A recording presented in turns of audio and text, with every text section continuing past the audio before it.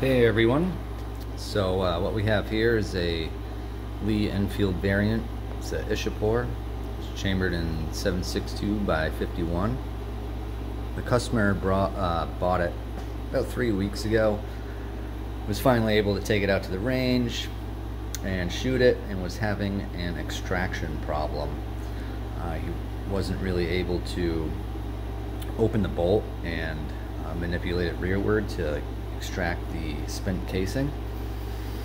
So under further investigation, him and I both noticed that the extractor spring was actually laid down towards that way, which isn't normal.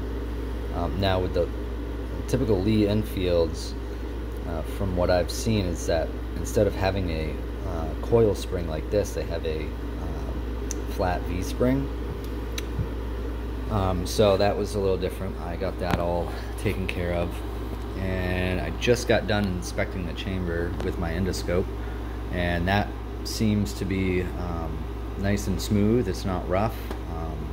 There's really no pitting in there or anything. So we're going to take this out to the range, put a few rounds through it, and see if the extraction issue was just that spring being out of place.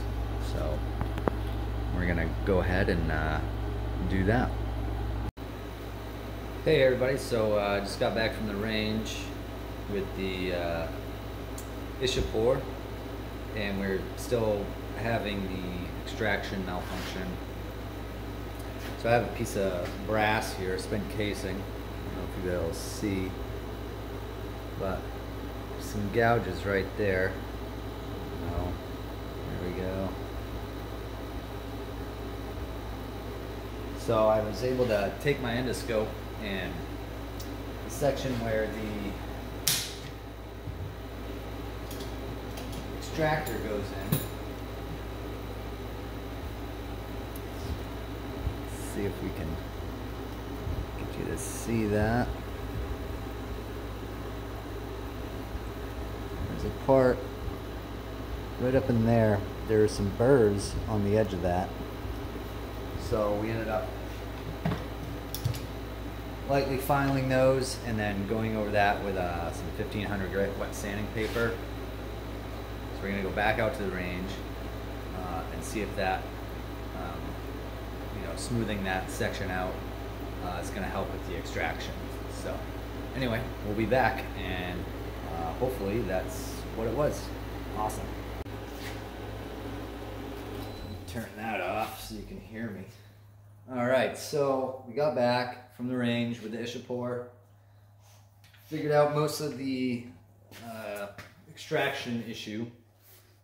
So cleaning up those burrs on the breech side of the chamber and smoothing those out, getting those polished up, worked with getting the spent casing out of the chamber. So it's not getting stuck in the chamber anymore. Which is good. So that's another thing I want to mention, is that it's important, if you do have a malfunction and you get a spent casing out of the chamber, check your brass.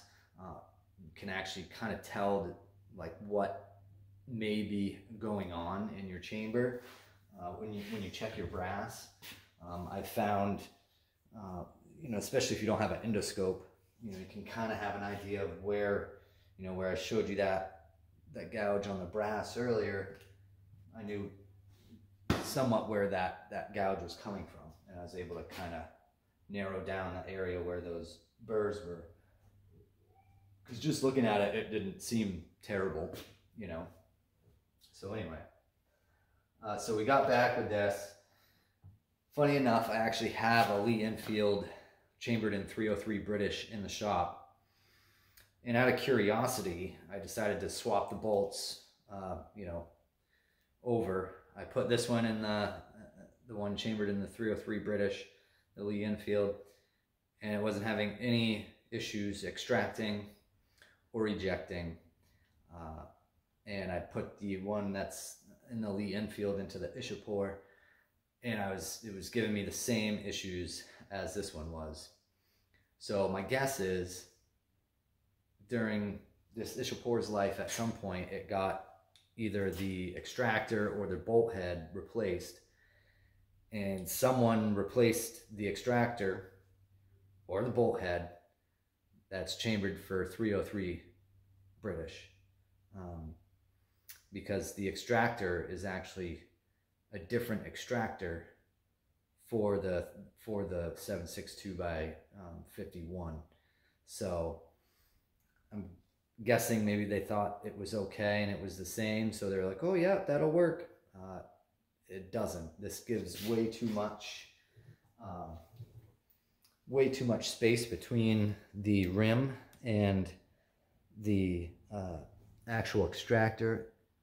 As you can see, there's way too much play in that. Too much of a gap, too much space. Now when you see with the 303 on here, you'll see how much less of a gap there is. I mean, I can move it up a little bit, but not a lot. So I'm going to get a 762 by 51 extractor put on here and get this replaced. And hopefully we'll be able to get that extracted fully and ejecting. So I'm pretty sure that's going to be what it is. So stay tuned for that. I'll be back when I get the parts.